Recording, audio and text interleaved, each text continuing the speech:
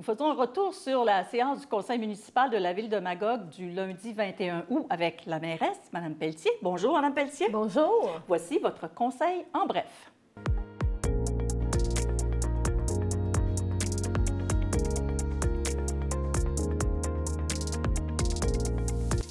Alors, le premier point qu'on va discuter aujourd'hui, Mme Pelletier, avec ce retour, ça vient de la direction générale. En fait, c'est des subventions que vous avez octroyées à des entreprises dont Navigo, Youré Média et Logiciel Fresque Inc. Alors, en quoi ça consiste exactement, ces subventions-là?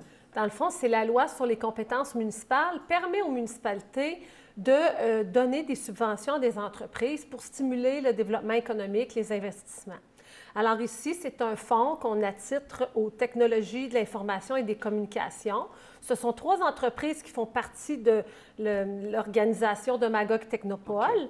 Puis, donc, la première qui est Navigo, c'est une plateforme qui fait en sorte que les gens peuvent louer un bateau de pêche ou un ponton. Au lieu de s'acheter un bateau, on devient membre, puis ça donne accès à la navigation de façon plus... Alors, c'est un communauto comme un bateau. Exactement. C'est un petit peu le même principe. Exactement. Ensuite, Youré Média, c'est une plateforme d'opération qui permet aux créateurs de web comiques, des comics sur le web, d'auto-publier et de monétiser leurs produits. Il y a plein de monde qui invente toutes sortes d'affaires. C'est une plateforme qui va faire qu'ils vont pouvoir présenter leurs produits puis les vendre. Oui, les vendre, puis c'est ça, avoir un peu de sous en retour de leur travail, parce que c'est du travail, de la création. Exactement. Puis ça, ici, c'est très novateur. C'est 8 000 $ qu'ils ont reçus. Et Logiciel Fresque, ce sont des logiciels de communication spécialisés dans le service à la clientèle pour les dentistes, les bureaux de dentistes en particulier. On voit comment, dans ce domaine-là des technologies, souvent, les gens ont de l'imagination, puis il y a des produits très nichés ou offerts pour des milieux en particulier.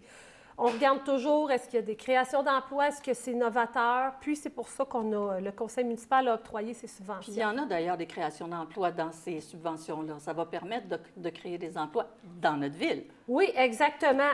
Donc, 3 à 5 emplois là, pour Navigo et Logiciel Fresque. Puis Youré, bien, moins d'emplois, mais c'était vraiment pour le côté novateur, parce que ça, on pense qu'au niveau international, ça a du potentiel. C'est ça, puis ça pourra se vendre ailleurs aussi, probablement, pour d'autres créateurs. Exactement.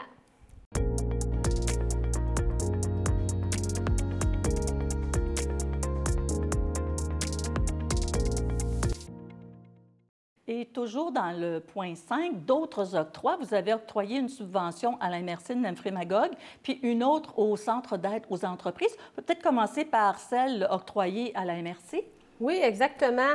On veut aussi montrer qu'on travaille beaucoup en synergie, en concertation, en collaboration avec les acteurs de développement économique de la région.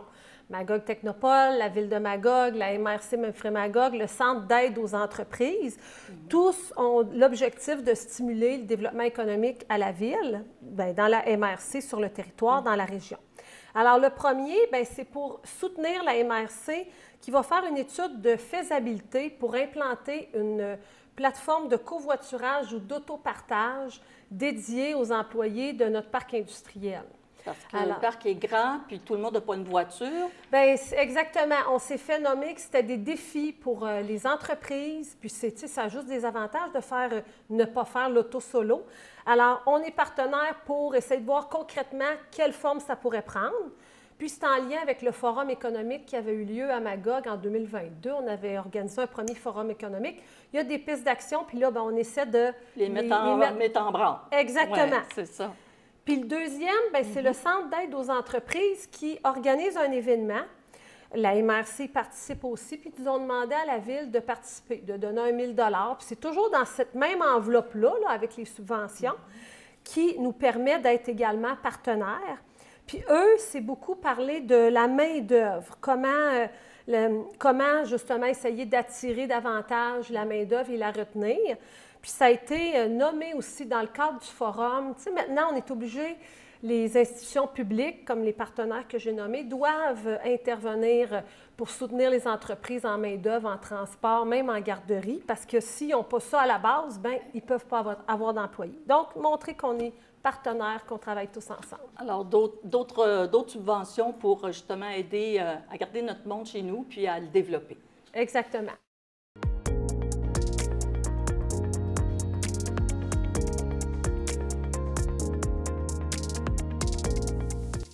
Alors, le point 7, Mme Pelletier, ça concerne évidemment le service sécurité incendie. Alors, vous avez adopté le plan de mise en œuvre concernant l'entrée en vigueur du schéma de couverture de risque en incendie. Puis, en plus, vous avez octroyé aussi un contrat pour installer une borne sèche dans le secteur du chemin des Pères. On va commencer, si vous voulez, par le schéma de couverture, puis on va revenir avec la borne sèche parce que je suis curieuse de savoir ce que c'est. Ce que c'est, ce sont des exigences gouvernementales en matière de sécurité incendie. Le gouvernement du Québec veut s'assurer que toutes les régions, toutes les villes sont bien protégées. Nous, ici à Magog, soyez rassurés, citoyens et citoyennes, on est très bien protégés depuis près de 6 ans. Hein? Service de pompiers à temps plein, nouvelle caserne et tout ça.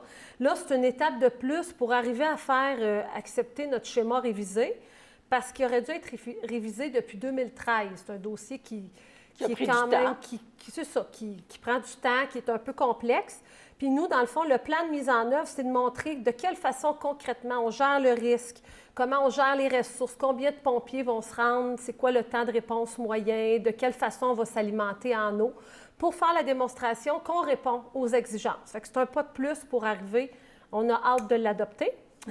Et la prochaine étape, adopter, ça veut dire, là, à ce moment-là, quoi, le gouvernement du Québec vous donnerait son approbation, oui. Puis à ce moment-là, vous pouvez continuer, en fait, de l'appliquer. C'est ça, parce que c'est une obligation. Fait qu'il faut montrer qu'on protège bien notre population, ce qu'on fait à Magog. Puis l'autre, bien, c'est la borne sèche. Puis moi, ça a été difficile de comprendre c'est quoi une borne sèche. Oui, parce que d'habitude, c'est humide, une borne. Oui, c'est ça. Puis une borne sèche, bien, c'est un tuyau qui est alimenté dans un lac ou dans un ruisseau, puis qui fait en sorte que tu peux aller chercher de l'eau, les pompiers peuvent aller chercher de l'eau, puis c'est à même un plan d'eau.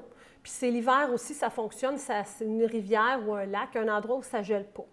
Alors, on a donné un contrat de 200 000 $ pour une borne sèche dans le coin de Chemin des Pères. Fait que ça, c'est une des actions qui montre que on a de l'alimentation en eau pour tout notre territoire dans les cas où il n'y a pas de réseau. C'est en lien avec le schéma de couverture de risque. Alors donc, une borne sèche qui est installée sur le chemin des Girolles et, attendez un petit peu... Gendreau et chemin des Girolles sur ce coin-là. Parfait. Merci. Exactement.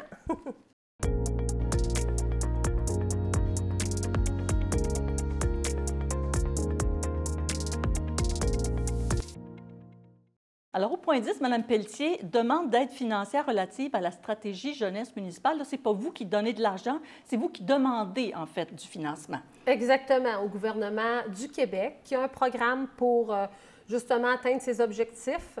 Dans la MRC, on a une table jeunesse socio-économique, même Frémagogue, où il y a plusieurs acteurs, le Tandem, la Ruche, la Maison des jeunes, la Ville, le Carrefour Jeunesse Emploi. Puis eux, bien, et nous aussi, on a tous le même objectif, sonder les jeunes, les impliquer, essayer de s'assurer qu'ils se sentent interpellés dans les services offerts à la ville et tout ça, et dans la région. Alors, ce qu'on a demandé, c'est un 50 000 $ pour pouvoir développer cette stratégie jeunesse-là, puis impliquer nos jeunes et tout ça. On va avoir des nouvelles de ça probablement à l'automne, pour commencer à les sonder. Concrètement, on sait qu'eux autres, tout ce qui est technologique, c'est les façons de les sonder. Au niveau d'un comité, nous, c'est parce qu'on veut aboutir à un comité permanent de la jeunesse, mais qui va être un comité où les jeunes vont se sentir davantage impliqués, interpellés. On a déjà eu une commission jeunesse, c'était plutôt les soirs, puis les jeunes sentaient qu'ils n'étaient pas, ils ne faisaient pas partie, n'étaient pas, c'est ça, c'était plus ou moins concret. On n'a pas eu de participation dans la dernière année. On n'a pas eu de jeunes qui ont levé la main. Donc, on s'est rendu compte des deux côtés que notre modèle ne répondait pas à ce que les jeunes souhaitent.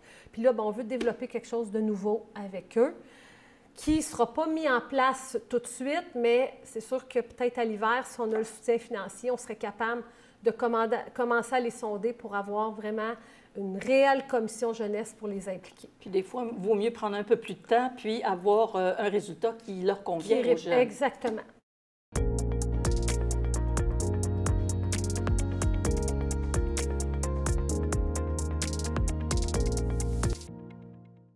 Alors, le dernier point en terminant, Mme Pelletier, c'est le point, en fait, 11, où il était question justement d'une signature d'entente intermunicipale concernant les services de police. On parle de la régie de police, même Frémagogue, bien entendu. Ça consiste en quoi exactement? Ici, dans le fond, c'est pour les gens qui suivent la politique. On avait parlé en 2021, dans le précédent conseil. Il y avait eu une résolution à cet effet qui disait qu'on continuait avec la régie de police pour les 10 prochaines années.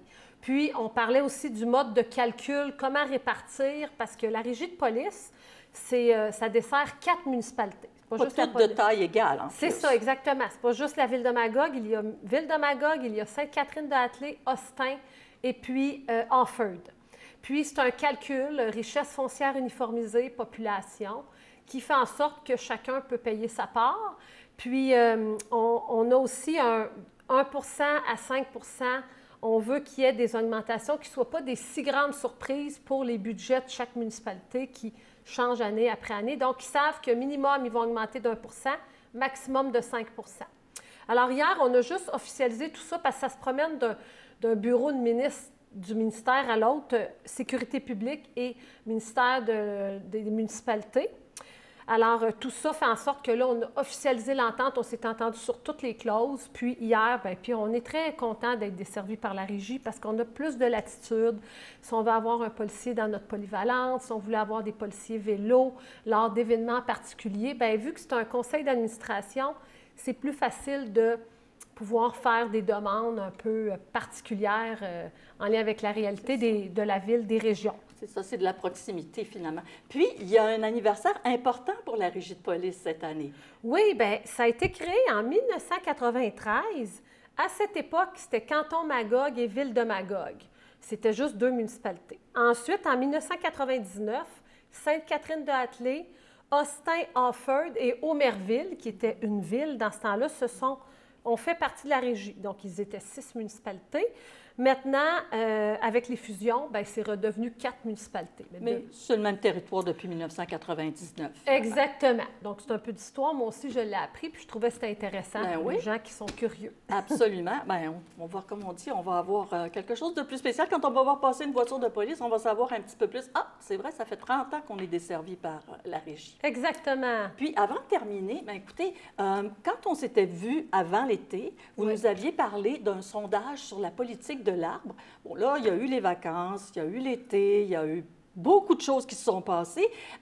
Puis, disons que la date finale du sondage, ça approche. Alors, les gens qui n'ont pas répondu encore, comment peuvent-ils le faire? Puis, qu'est-ce que c'est l'objectif aussi de votre sondage? Bien, dans le fond, l'objectif, c'est de faire en sorte qu'on arrive à une politique de l'arbre qui va davantage protéger le couvert forestier à la ville. Puis, parce que le conseil municipal, vous avez un conseil qui a quand même une sensibilité environnementale, l'eau et la couverture boisée, ce sont des priorités, mais on veut que la politique de l'arbre réponde aussi aux préoccupations des citoyens. On vous invite à le compléter. On a eu seulement 300 répondants. On trouvait que c'était décevant comme taux de participation parce qu'on pense que c'est quand même une préoccupation qui est importante à Magog. Exactement. Puis comme dit le vieux dicton, qui ne dit mot consent. Exactement. Site Internet ou bâtiments municipaux. Puis, vite, en terminant, parce qu'on a très peu de temps, mais il y a quand même un super bénéfice le 11 septembre pour, justement, 4 organismes de notre région. Exactement. Le Tandem, le Centre des femmes, un centre qui soutient des jeunes qui veulent faire un voyage. C'est le 11 septembre. Alors, on vous demande de regarder les médias pour vous procurer des billets. Parfait. Merci beaucoup et à dans 2 semaines. Merci.